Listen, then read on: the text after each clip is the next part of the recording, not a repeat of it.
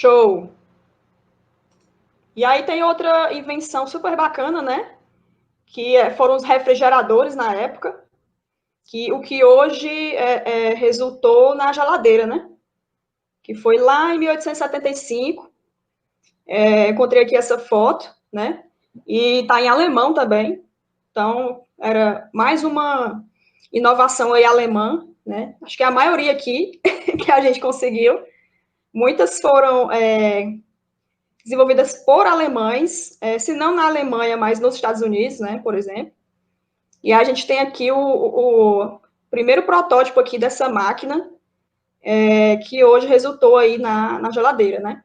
E aí, Rodrigo, tem a importância aí da refrigeração também em período de guerra, né?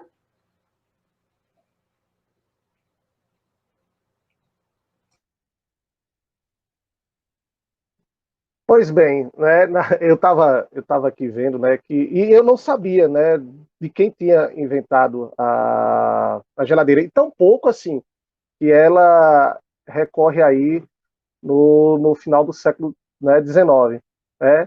A importância justamente é isso, né, de você poder, né, refrigerar, né, alimentos, por exemplo, né, ela traz uma grande inovação, até porque na história, grande parte dos alimentos, ou seja, quem é do Nordeste sabe, a forma de você manter a temperatura ia de vários tipos, né? Inclusive utilizando buracos na terra e colocando para manter uma temperatura fria.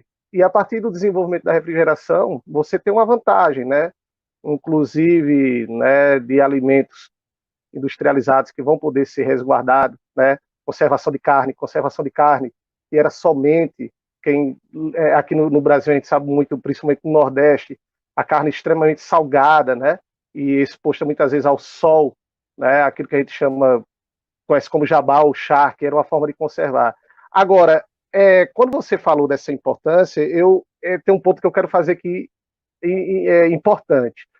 É bom colocar, e isso geraria uma outra discussão, mas é bom colocar que muitas vezes esses aparelhos que depois vão se tornar em bens de consumo, né, eles não vão estar tão acessíveis. Isso a gente pode fazer uma discussão. Por exemplo, os próprios aparelhos de refrigeradores, o rádio também, que é dessa época, né, como meio de comunicação, o próprio telefone, eram assim, não eram inicialmente produzidos em largas escalas, e depois que foram nos países centrais, nas economias centrais, transformados em bens de consumo, não estavam acessíveis a todos, e principalmente nos países periféricos. Por exemplo, esses aparelhos como o próprio refrigerador, depois a televisão, entre outros bens de consumo, né, duráveis, o automóvel, eles eram extremamente muito caros no Brasil, desde a década de 50 até a década de 80, né, até pouco recentemente. A própria eletricidade, para vocês terem uma ideia, eu fiz uma pequena pesquisa aqui em Arapiraca sobre a origem da eletricidade. E até a década de 70, a eletricidade de Arapiraca ela atingia apenas o centro, né? Ela atingia apenas o centro a partir de um motor de combustão. Então, poucas pessoas tinham acesso à eletricidade, né? Inclusive utilizavam candeeiro, né? Iluminação a gás. Então, eu acho que isso é um ponto também. Mas a invenção do refrigerador foi extremamente importante para a conservação de alimentos, né? E aí importante também na Primeira e na Segunda Guerra Mundial. Eu gostaria Sabe o que é curioso, Rodrigo? Só, Despertou. Eu gostaria só de salientar que o processo de refrigeração, geralmente ele é feito por um gás, né? Quando ele tem um gás circulante dentro do refrigerador, e quando esse gás é vaporizado, ele precisa de calor para se transformar em gás. E, na verdade, ele é líquido. Quando esse líquido é vaporizado, que ele é injetado, ele precisa de calor para se transformar em gás. Aí ele rouba calor do ambiente frio. Aí depois ele é comprimido, esse gás é comprimido, e aí ele exaure calor para virar líquido. Aí então, de um lado, ele é pulverizado para se transformar em vapor, em gás, e aí ele rouba calor do ambiente, e do outro lado ele é comprimido, exaurindo o calor adquirido, fazendo com que, através de um chamado compressor de gás, né, fazendo esse ciclo, possibilitando que um lado fique frio e o outro lado fique quente. É só para salientar que o frio, para que haja frio, o questão de Lavoisier, nada se perde, tudo se transforma. para que um lado seja frio, o outro lado tem que ser quente. Então, todo esse calor de um ambiente refrigerado, ele é jogado fora do ambiente na mesma proporção. Só isso. E é interessante falar também que, assim, antes da invenção, né, da geladeira, das máquinas de refrigeração, existia assim, uma indústria do gelo.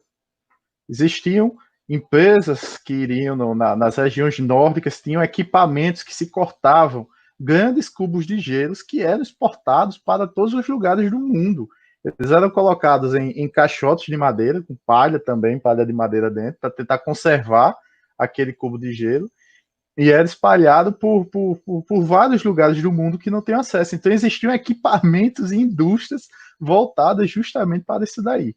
O que é bastante interessante, né? Você pensar que existia pessoas que trabalhavam, ganhavam dinheiro cortando gelo e exportando para todo mundo. Exatamente, exatamente.